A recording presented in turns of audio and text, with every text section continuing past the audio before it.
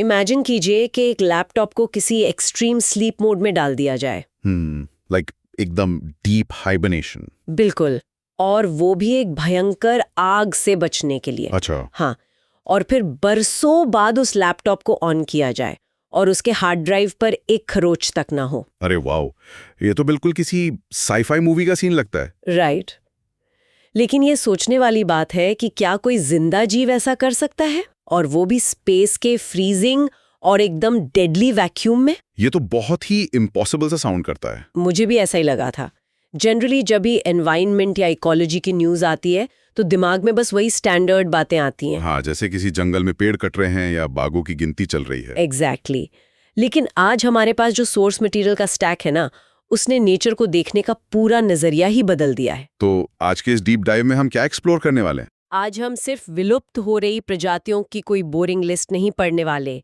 हम extreme survival mechanisms, जानवरों की कॉम्प्लेक्स लैंग्वेज और उस हाई टेक साइंस को डिकोड करेंगे जो इस प्लैनेट को बचा रही है। ये बहुत ही एक्साइटिंग है, और इस पूरे विश्लेषण का कोर मोटिव भी यही है कि नेचर के क्या से आगे बढ़कर उसके कैसे और क्यों को समझा जाए। बिल्कुल। ये नेचर और साइंस का एक ऐसा इंटरसेक्शन है जहां एक्सट्रीम एनवायरनमेंट में लाइफ का सर्वाइव करना, उनका आपस में कम्युनिकेट करना और ह्यूमन इंटरवेंशन का असर, ये सब एक आपस में जुड़ी हुई कहानी बनाते हैं। तो इस कहानी की शुरुआत सबसे माइंड बेंडिंग फैक्ट से करते हैं। मैं तैयार हूं। अर्थ के ऐसे क्रीचर्स जो अर्थ के बाहर भी सर्वाइव कर सकते हैं। मतलब स्पेस में? हाँ, हमारे सोर्सेज में एक नाम बार बार हाईलाइट हो रहा है, टार्डिग्रेड्स। अरे हाँ, जिन्हें आम भाषा में वाटर बेयर्स या मॉस पिगलेट्स भी कहते हैं। राइट। अब न्यूज़ ये है कि इंडियन एस्ट्रोनॉट शुभांशु शुक्ला इन टार्डिग्रेड्स को इंटरनेशनल स्पेस स्टेशन यानी ISS पर एक्सपेरिमेंट्स के लिए ले जाने वाले हैं। ये तो बहुत बड़ी बात है। लेकिन मुझे ये समझ नहीं आ रहा कि आधा मिलीमीटर लंबा 8 पैरों वाला ये माइक्रो ऑर्गेनिज्म स्पेस के डेडली रेडिएशन और जीरो ग्रेविटी में जिंदा कैसे बचेगा। इसके पीछे एक बेहद फैसिनेटिंग बायोलॉजिकल मैकेनिज्म है। इसे क्रिप्टोबायोसिस कहते हैं। क्रिप्टोबायोसिस। हाँ, देखिए, किसी भी लिविंग सेल का सबसे बड़ा दुश्मन एक्सट्रीम ठंड या एक्सट्रीम गर्मी होती है। लॉजिकल है। जब पानी फ्रीज होता है तो वो एक्सपैंड करता है और सेल वॉल्स को फाड़ देता है। ओह। टार्डिग्रेड्स इस प्रॉब्लम को बाईपास कर देते हैं। जब एनवायरनमेंट एक्सट्रीम होता है तो ये अपने बॉडी का लगभग सारा पानी बाहर निकाल देते हैं। वेट, सारा पानी? हाँ, और अपने अंदर एक स्पेशल प्रोटीन प्रोड्यूस करते हैं जो उनके सेल्स को एक ड्राई ग्लास लाइक स्टेट में लॉक कर देता है। वाओ। इस प्रोसेस को विट्रिफिकेशन कहते हैं। Hold on, let me get this straight. वो अपने ही बॉडी का पानी निकाल कर खुद को एक ग्लास स्टैचू में कन्वर्ट कर लेते हैं। बिल्कुल। तभी मैंने वो लैपटॉप वाली एनालॉजी दी थी। मतलब सारा डेटा सेव किया, सिस्टम शट डाउन किया और एक्सट्रीम पावर सेविंग मोड में चले गए। एग्जैक्टली। और जब कंडीशंस वापस नॉर्मल होंगी, जैसे ही पानी मिलेगा तो सिस्टम रीबूट हो जाएगा। ये तो लाइफ और डेथ के बीच का कोई हैक लगता है। ये एनालॉजी परफेक्टली फिट बैठती है, क्योंकि जब तक वो इस क्रिप्टोबायोटिक स्टेट में होते हैं उनका मेटाबॉलिज्म लगभग 0.01% पर आ जाता है। मतलब टेक्निकली वो जिंदा नहीं है। They are hovering between life and death, और उनका ये स्लीप मोड उन्हें उबलते पानी, डीप ओशन ट्रेंच की क्रशिंग प्रेशर और स्पेस के रेडिएशन तक से बचा लेता है। अनबिलीवेबल। लेकिन एक्सट्रीम सर्वाइवल सिर्फ टार्डिग्रेड्स तक सीमित नहीं है। अगर प्लांट्स या फंगी की बात करें तो लाइकेन का सर्वाइवल मैकेनिज्म भी उतना ही अमेजिंग है। लाइकेन? हाँ, सोर्सेज पॉइंट आउट करते हैं कि कुछ लाइकेन स्पीशीज तो सिमुलेटेड मार्स लाइक कंडीशंस में भी सर्वाइव कर सकती हैं। मतलब जहाँ एक्सट्रीम कोल्ड और ऑलमोस्ट जीरो ऑक्सीजन है। बिल्कुल, वहां भी ये मेटाबॉलिकली एक्टिव रह सकती हैं। ये लाइकेन वो ही है ना जो आमतौर पर पत्थरों या पेड़ों की छाल पर अजीब से धब्बों की तरह दिखते हैं? हाँ, वही है। बट वेट, मैंने नोट्स में पढ़ा था कि लाइकेन कोई एक सिंगल ऑर्गेनिज्म नहीं है, ये एक जॉइंट वेंचर है। एकदम सही पकड़ा आपने। ये एसेंशियली एक सिम्बायोटिक एसोसिएशन है। एक म्यूचुअल अंडरस्टैंडिंग। हाँ, एक फंगस और एक एल्गी के बीच की पार्टनरशिप। अच्छा, तो ये काम कैसे करता है? इसको ऐसे समझिए जैसे एक लैंडलॉर्ड और एक कुक एक ही घर में रह रहे हो। हाँ हाँ, नाइस। फंगस लैंडलॉर्ड है, वो स्ट्रक्चर, मॉइस्चर और प्रोटेक्शन प्रोवाइड करता है। और एल्गी कुक है। बिल्कुल, वो फोटोसिंथेसिस के जरिए खाना बनाता है। इसी इनक्रेडिबल टीम वर्क की वजह से ये ऐसी बंजर जगहों पर उगाते हैं जहां कोई मिट्टी नहीं होती। ये तो बहुत ही स्मार्ट सर्वाइवल स्ट्रेटेजी है। और इनका एक प्रैक्टिकल यूज भी है। ये सल्फर डाइऑक्साइड पोल्यूशन के एक्सेलेंट बायो इंडिकेटर्स होते हैं।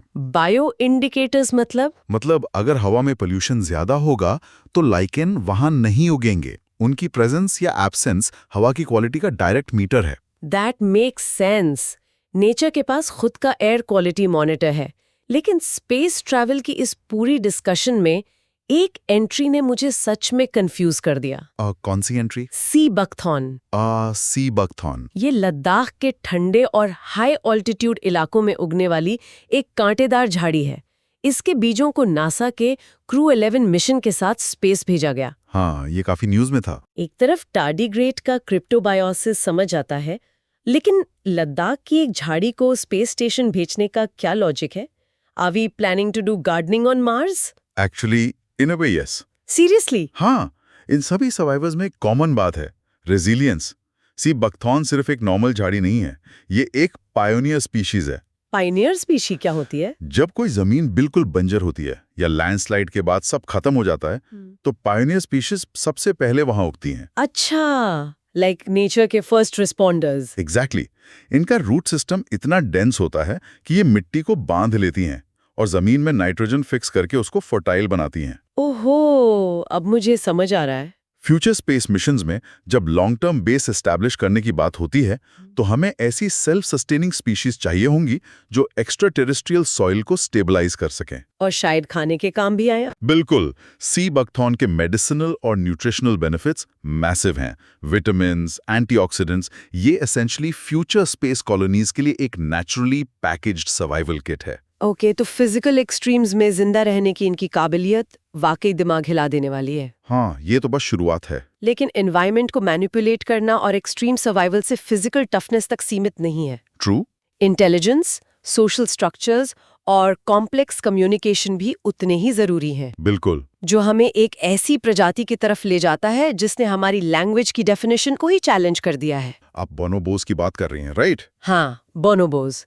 डेमोक्रेटिक रिपब्लिक ऑफ कॉन्गो में मिलने वाले इन प्राइमेट्स का 98.7% डीएनए ह्यूमन से मैच करता है। ये एक बहुत ही क्लोज कनेक्शन है, पर नोट्स में एक चीज लिखी है कि इनके वोकल कम्युनिकेशन में कॉम्पोजिशनैलिटी होती है। ये एक बहुत ही हेवी साइंटिफिक टर्म है। Now I have to be a bit sceptical here. क्या इसका मतलब ये है कि बोनोबोस सचमुच बकायदा वैसे सेंटेंसेस बना रहे हैं जैसे हम बात करते हैं? ये डाउट आना बहुत नेचुरल है। या फिर साइंटिस्ट बस नॉर्मल एनिमल नॉइजेस को ओवर एनालाइज कर रहे हैं? ये स्केप्टिसिज्म बहुत वैलिड है, क्योंकि ट्रेडिशनली हम यही मानते आए हैं कि लैंग्वेज सिर्फ इंसानों की मोनोपोली है। राइट। लेकिन कॉम्पोजिशनैलिटी का मैकेनिज्म समझना जरूरी है। आमतौर पर जानवर होलिस्टिक कॉल्स यूज करते हैं। होलिस्टिक कॉल्स मतलब एक स्पेसिफिक आवाज का एक ही मतलब होता है, जैसे खतरा या खाना। ओके, जैसे कोई अलार्म साउंड। हाँ, पर कॉम्पोजिशनैलिटी तब होती है जब अलग-अलग मीनिंगलेस साउंड्स को कंबाइन करके एक नया मीनिंग क्रिएट किया जाए। ओहो, like building blocks. Exactly. Studies ने रिकॉर्ड किया है कि बोनोबोस बिल्कुल यही कर रहे हैं। सच में? वो अलग-अलग पिच और ग्रंट्स के सीक्वेंस को सिचुएशन के हिसाब से मिक्स एंड मैच करते हैं। वाओ, ये तो बहुत एडवांस्ड है। एक सीक्वेंस का मतलब हो सकता है मेरे पास आओ, और थोड़ा सा सीक्वेंस बदलने पर उसका मतलब हो जाता है मेरे पास आओ, मुझे खाना मिला है। तो ये बेसिक ग्रामर का फाउंडेशन है। बिल्कुल, ये एक स्ट्रक्चर्ड कम्युनिकेशन है। ये बहुत अमेजिंग है। और बोनोबोस के बारे में एक और चीज जो बहुत फैसिनेटिंग लगी, वो इनका सोशल स्ट्रक्चर है। हाँ, वो चिंपैंजी से बहुत अलग होते हैं। इंसानों से इतना क्लोज डीएनए होने के बावजूद इनका ग्रुप डायनामिक्स चिंपैंजीज जैसा हाइपर अग्रेसिव नहीं होता। सही कहा। बल्कि इनका ग्रुप पीस लविंग होता है और उससे फीमेल्स लीड करती हैं। बिल्कुल। और ये कॉम्प्लेक्स इंटेलिजेंस सिर्फ प्राइमेट्स में नहीं दिखती। नेचर का कम्युनिकेशन और नेविगेशन नेटवर्क हर जगह ऑपरेट कर रहा है। कोई और एग्जाम्पल है इसका? जैसे इंसेक्ट्स और बर्ड्स का अपने हैबिटेट से कनेक्शन। केरल के साइलेंट वैली नेशनल पार्क में सिकाडास की वापसी इसका प्राइम एग्जाम्पल है। Oh yes, cicadas. हाँ, ये वही इंसेक्ट्स है ना जो जंगल में वो लगातार कान फाड़ देने वाली डेफनिंग आवाज पैदा करते हैं। बिल्कुल भाई। लेकिन एक इतना छोटा इंसेक्ट इतनी वॉल्यूम कैसे जनरेट करता है? क्या इनके पास कोई इनबिल्ट एम्पलीफायर होता है? एम्पलीफायर नहीं, इनके एब्डोमेन में एक स्पेशलाइज्ड ऑर्गन होता है जिसे टिम्बल कहते हैं। टिम्बल? हाँ, ये एक रिब्ड ड्रम लाइक स्ट्रक्चर होता है। सोचिए एक प्लास्टिक की बोतल जिसको दबाने पर वो क्लिक की आवाज करती है। अच्छा, हाँ, वो तो बहुत लाउड होता है। सिकैडास मसल्स का यूज करके इस टिम्बल को 1 सेकंड में सैकड़ों बार अंदर बाहर बकल करते हैं। 1 सेकंड में सैकड़ों बार? हाँ, ये रैपिड क्लिकिंग एक कंटिन्यूअस बज बन जाती है जो उनके हॉलो आकार की वजह से रेजोनेंस के जरिए बहुत तेज हो जाती है। वाओ, ये तो पूरी अकॉस्टिक इंजीनियरिंग है। और ये मीटिंग कॉल्स हैं जो बरसों बाद इनकी वापसी का सिग्नल दे रही हैं। और अकॉस्टिक्स की बात चली है तो वेस्टर्न घाट का मालाबार ग्रे हॉर्नबिल भी पीछे नहीं है। बिल्कुल नहीं। आम हॉर्नबिल्स के सिर पर एक बड़ा सा क्राउन या कास्क होता है जो आवाज को एम्पलीफाई करता है। सही कहा। लेकिन नोट्स के हिसाब से इस हॉर्नबिल के पास वो कास्क नहीं होता। फिर भी इसकी आवाज किसी लाउड अजीब हंसी जैसी आती है जो वेस्टर्न घाट की थिक कैनपीज को भेद कर दूर तक सुनाई देती है। तो नेचर बेसिकली हर एनवायरनमेंट के लिए अलग साउंड इंजीनियरिंग कर रही है। राइट। लेकिन साउंड से आगे अगर नेविगेशन को देखें तो ग्रेटर फ्लेमिंगो की बात करनी होगी। यस, ग्रेटर फ्लेमिंगो तमिलनाडु के धनुषकोडी में एक सैंक्चुरी नोटिफाई हुई है। और गुजरात के कच्छ में फ्लेमिंगो सिटी इनका इकलौता साउथ एशियन ब्रीडिंग ग्राउंड है। नोट्स में एक टर्म यूज हुआ है, फिलोपैट्रिक। फिलोपैट्रिक। अब ये किस तरह का नेविगेशन सिस्टम है? फिलोपेट्री का लिटरल सेंस होता है अपनी होम टर्फ या बर्थ प्लेस से एक डीप अटैचमेंट, मतलब घर वापसी की जिद। बायोलॉजिकली इसका मतलब है कि चाहे वो फ्लेमिंगो कितना भी माइग्रेट करके दुनिया के किसी भी कोने में चला जाए, ब्रीडिंग के टाइम पर उसके अंदर एक इर्रेजिस्टिबल ड्राइव होती है उसी एग्जैक्ट जगह पर वापस आने की। हाँ, उसी मड फ्लैट या वेटलैंड पर जहां उसका जन्म हुआ था। ये तो किसी मैजिक जैसा लगता है। इनका इंटरनल कंपास अर्थ के मैग्नेटिक फील्ड और एनवायरमेंटल क्यूज का इतना प्रिसाइज यूज करता है जिसे रेप्लिकेट करना हमारे बेस्ट जीपीएस सिस्टम्स के लिए भी मुश्किल है। ये सच में कमाल की बात है कि नेचर कैसे परफेक्टली डिजाइंड है। एब्सोल्युटली। पर जहां नेचर के पास एक्सट्रीम सर्वाइवल और इंटरनल जीपीएस है, वहां कभी-कभी आइडेंटिफिकेशन इतनी मुश्किल हो जाती है कि हम इंसानी चकमा खा जाते हैं। वो तो है। यहां से बात एक अजीब डाइवर्जन लेती है। सेंट्रल जू अथॉरिटी यानी CZA ने एक रिपोर्ट निकाली जिसमें उन्होंने एक्सेप्ट किया कि एल्पाइन मस्क डियर के कंजर्वेशन ब्रीडिंग प्रोग्राम में एक मैसिव मिक्सअप हो गया। अरे बाप रे, ये तो बहुत बड़ा ब्लंडर था। उन्होंने सालों तक उसको हिमालयन मस्क डियर समझकर रखा। हाँ, ये एक मेजर आइडेंटिटी क्राइसिस था। I mean, ज़ूलॉजी के टॉप एक्सपर्ट्स कैप्टिविटी में एक डियर को पहचान नहीं पाए। ये तो वैसा ही हुआ कि किसी ने शेर के बाड़े में बाघ को रख दिया और किसी ने ध्यान ही नहीं दिया। हाँ, एनालॉजी ठीक है, लेकिन वाइल्ड एनिमल्स के बीच का फर्क उतना ऑब्वियस नहीं होता जितना शेर और बाघ में होता है। अच्छा, तो प्रॉब्लम कहाँ आई? मस्क डियर्स बहुत क्रिप्टिक एनिमल्स होते हैं। एल्पाइन मस्क डियर को पहचानना इसलिए ट्रिकी था क्योंकि बाकी हिरणों की तरह इनके पास सींग यानी एंटलर्स नहीं होते। वेट, सींग नहीं होते? तो वो प्रेडेटर्स से या आपस में डिफेंड कैसे करते हैं? That's the crazy part. Antlers की जगह एवोल्यूशन ने इन मेल मस्क डियर्स को लंबे नुकीले दांत दिए हैं, यानी फैंग्स। फैंग्स, बिल्कुल सेबर टूथ टाइगर या किसी वैम्पायर की तरह। हाँ, बिल्कुल वैसे ही। और इनके पास गॉल ब्लैडर नहीं होता। वाओ, ये तो एकदम अलग ही डिजाइन है। इनकी सबसे बड़ी पहचान इनकी सेंट ग्लैंड्स होती हैं, जिसमें मस्क बनता है, और इसी फ्रेग्रेंस के लिए इनकी भारी पोचिंग होती है। तो अगर एक्सपर्ट्स को कंट्रोल्ड एनवायरनमेंट में कंफ्यूजन हो सकता है, तो सोचिए जंगलों में इन्हें बचाना कितना मुश्किल होगा। ये एक बहुत सीरियस पॉइंट है, और हर स्पीशीज का उस जंगल में एक यूनिक रोल है। जैसे नीलगिरी ताहिर। हाँ, नीलगिरी तार। ये साउथ इंडिया का अकेला माउंटेन एंगुलेट है जिसे लोग वरैयाडू कहते हैं। खुशी की बात है कि कोयम्बटूर के फॉरेस्ट्स में इनकी आबादी बढ़ रही है। ये एक पॉजिटिव न्यूज़ है। पर सबसे इंटरेस्टिंग एस्पेक्ट इनका इकोलॉजी नहीं बल्कि इनकी कल्चरल हिस्ट्री लगी। एंशिएंट तमिल लिटरेचर जैसे सिलप्पाधिकारम में भी इनका जिक्र मिलता है। ये बस एक ट्रिविया नहीं है, राइट? प्रिसाइसली। जब एंशिएंट टेक्स्ट में इनका जिक्र आता है तो हमें एग्जैक्ट डेटा मिलता है कि हजारों साल पहले इनकी रेंज कहाँ तक थी। तो ये एंशिएंट टेक्स्ट्स कंजर्वेशनिस्ट्स को एक हिस्टोरिकल बेसलाइन देते हैं। एकदम सही। ये नीलगिरी तहर या कोई और टॉप एनिमल अपने इकोसिस्टम का एंकर होता है। पर ये एंकर्स आजकल काफी फ्रैजाइल हो गए हैं। कैसे?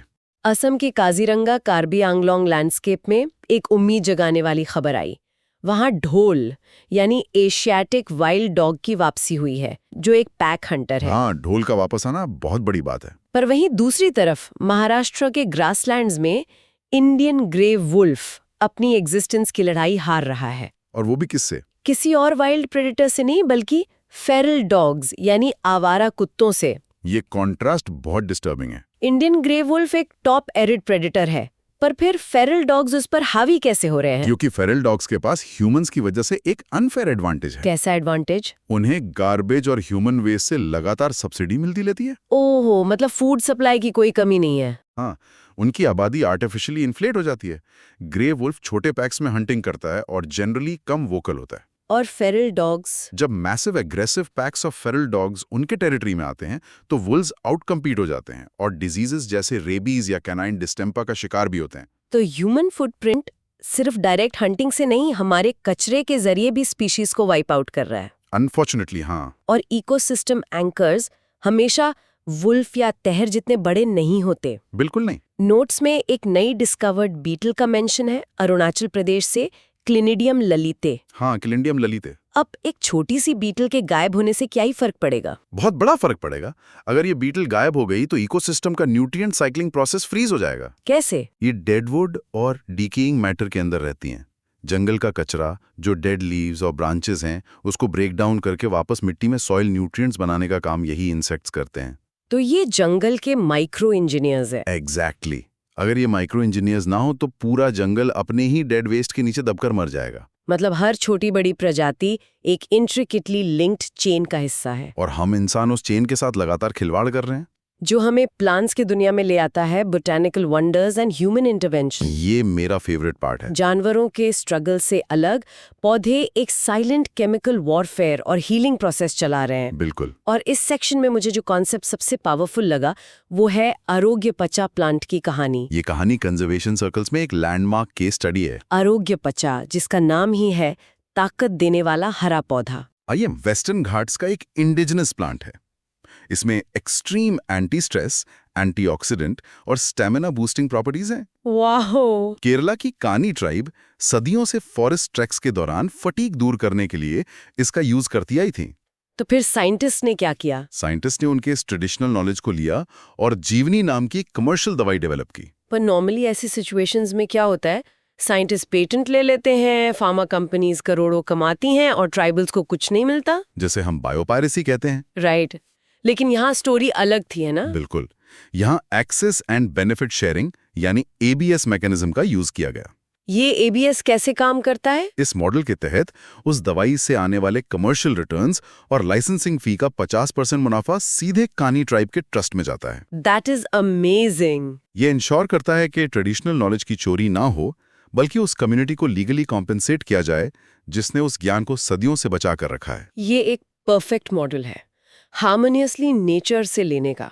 हाँ, और भी ऐसे पौधे हैं जैसे मुरेकुटी पच्चा, जिसमें सिवियर वुंड्स और घाव भरने की अजीब क्षमता है, या व्हाइट हिमालयन लिली जो ब्रोंकाइटिस जैसी बीमारियों में काम आती है। पर प्लांट्स हमेशा सिर्फ छोटे और डेलिकेट नहीं होते। आपका इशारा अंडमान वाले केले की तरफ है ना? हाँ, बनाना मूसा इंडामानेंसिस। नाम ही काफी बड़ा है। इस पेड़ का इन्फ्रुक्टेंसेंस, मतलब जिस डाली पर केले का गुच्छा लगता है, वो लिटरली 4.2 मीटर्स लंबा है। ये तो बहुत मैसिव है। एक मल्टी स्टोरी बिल्डिंग की हाइट का केले का गुच्छा, और इसके फूल हरे रंग के होते हैं। Nature is just wild. लेकिन इस वाइल्ड नेचर के ऑपोजिट ह्यूमन कॉन्ट्रडिक्शंस की एक लंबी लिस्ट है। मतलब एक तरफ हम एंडेंजर ट्रीज जैसे रेड सैंडर्स या लाल चंदन को बचा रहे हैं, जिसकी काफी स्मगलिंग होती है। हाँ, आंध्र प्रदेश में मिलने वाले इस पेड़ की रेड डाई सेंटालन की इंटरनेशनल मार्केट में इतनी हैवी डिमांड है कि इसे रोकने के लिए करोड़ों का फंड लगाया जाता है। और दूसरी तरफ हम अपने शहरों में पैसा खर्च करके इन्वेजिव स्पीशीज उगा रहे हैं। आप जरूर कोनोकार्पस ट्रीज की बात कर रहे हैं। बिल्कुल।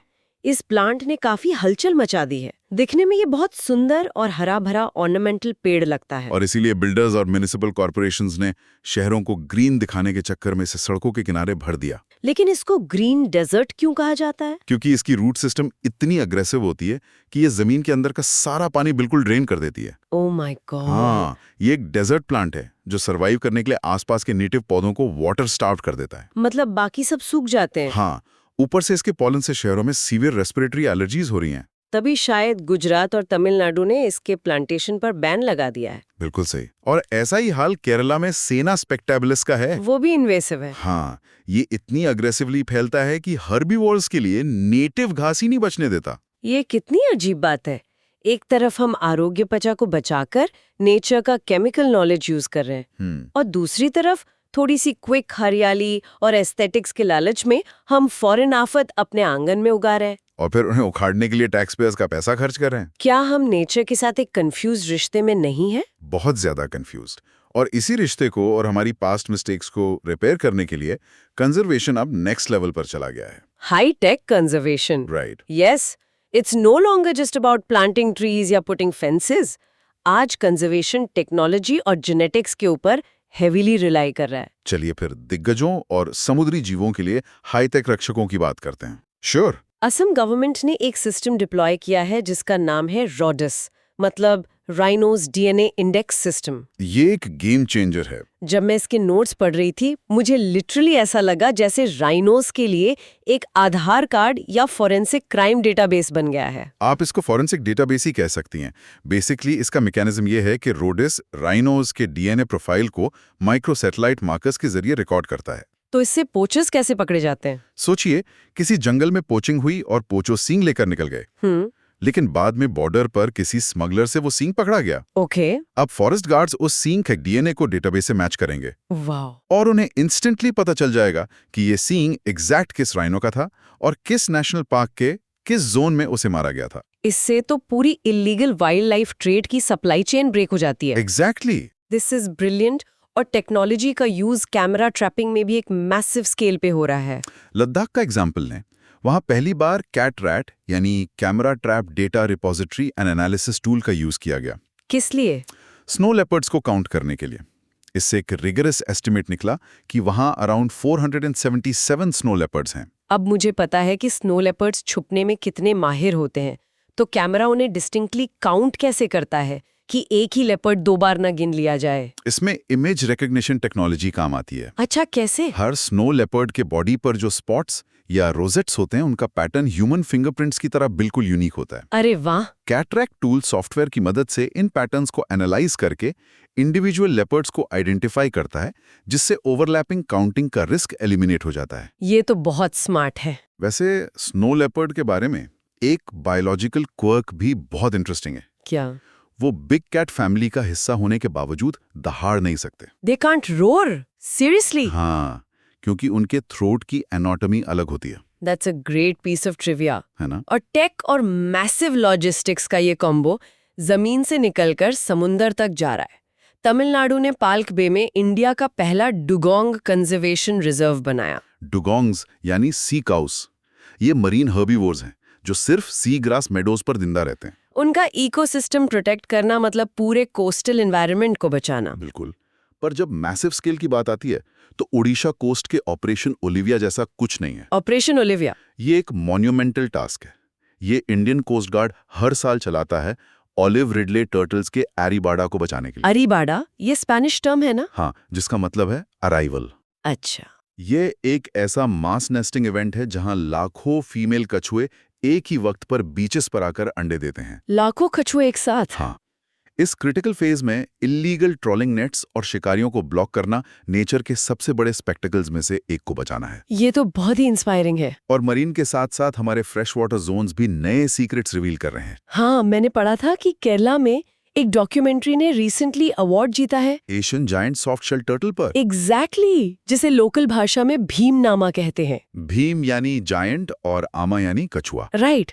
और ये कोई स्लो बोरिंग टर्टल्स नहीं है, ये एम्बुश प्रेडेटर्स हैं। मतलब छुपकर शिकार करने वाले? हाँ, जो जमीन में छुपकर अचानक बिजली की तेजी से अपने शिकार पर स्ट्राइक करते हैं। वाओ। और इसी फ्रेश वाटर डाइवर्सिटी में वेस्टर्न घाट से नई मछलियां भी डिस्कवर हुई हैं, जैसे लैबियो उरू और लैबियो चेकेडा। ये सब डिस्कवरीज ये बता रही हैं कि पानी के अंदर अभी भी कितना कुछ है जो हमने नहीं देखा। एब्सोल्युटली। और इन सभी ग्राउंड लेवल एफर्ट्स को, चाहे वो डीएनए ट्रैकिंग हो, मास नेस्टिंग प्रोटेक्ट करना हो या नई स्पीशीज ढूंढना हो, अब एक सॉलिड लीगल फ्रेमवर्क मिल रहा है। Wild life protection amendment act 2022। बिल्कुल। इसका सबसे बड़ा हाईलाइट ये था कि जो स्पीशीज इंटरनेशनल ट्रीटी साइट्स के अपेंडिसेस में लिस्टेड थीं, उन्हें ऑटोमेटिकली हमारे लॉ के शेड्यूल 4 में जगह मिल गई। साइट्स मतलब वो ग्लोबल वाइल्ड लाइफ ट्रेड का मास्टर रूल बुक। हाँ, वही। तो सिंपल टर्म्स में इसका मतलब ये हुआ कि पहले इंटरनेशनल लॉज और इंडियन लॉज में जो कंफ्यूजन था उसको सील कर दिया गया है। एग्जैक्टली अगर ग्लोबल लेवल पर एक जानवर या पौधा प्रोटेक्टेड है तो अब उसकी स्मगलिंग या ट्रेड पर इंडिया में डायरेक्टली कड़ी कानूनी कार्रवाई होगी। ये तो एक बहुत ही सॉलिड स्टेप है। कंजर्वेशन अब आइसोलेटेड गार्ड्स का काम नहीं रहा। ये technology, massive data analysis, global treaties और स्ट्रिंजेंट लोकल लॉज का एक इंटरट्वाइंड वेब बन चुका है। तो इस डीप डाइव को अब हम एक साथ समेटते हैं। श्योर। आज हमने देखा कि लाइफ कितनी रेजिलिएंट और सरप्राइजिंग हो सकती है। आईएसएस के कोल्ड वैक्यूम में जिंदा रहने वाले टार्डिग्रेड से लेके लद्दाख के सी बख्तौन तक, और कॉन्गो के फॉरेस्ट में इंसानों की तरह ग्रामेटिकल सेंटेंसेस बनाते बोनोबोज, जमीन का पानी सोखने वाले शहरी पेड़ और डीएनए टेक्नोलॉजी से पकड़े जाने वाले पोचर्स, ये सब एक इकोसिस्टम का हिस्सा है। ये पूरी पिक्चर हमें एक नया पर्सपेक्टिव देती है। ये दिखाती है कि इंसान भले ही नेचर का मास्टर बनने की कोशिश करे, नेचर के पास हमेशा कुछ ऐसी ट्रिक्स होती हैं जो हमारी समझ के बाहर हैं। ये सच में बहुत गहरी बात है। हमने स्टार्ट में देखा कि बोनोबोस का 98.7% डीएनए हमसे मैच करता है और उनका कम्युनिकेशन ह्यूमन लैंग्वेज के पहले स्टेप्स की तरह लगता है। राइट। दूसरी तरफ एक एल्पाइन मस्क डियर अपने फैंग्स और क्रिप्टिक नेचर की वजह से बड़े बड़े ज़ूलॉजी एक्सपर्ट्स की आंखों में धूल झोंक देता है। सालों तक किसी को पता ही नहीं चला। एग्जैक्टली।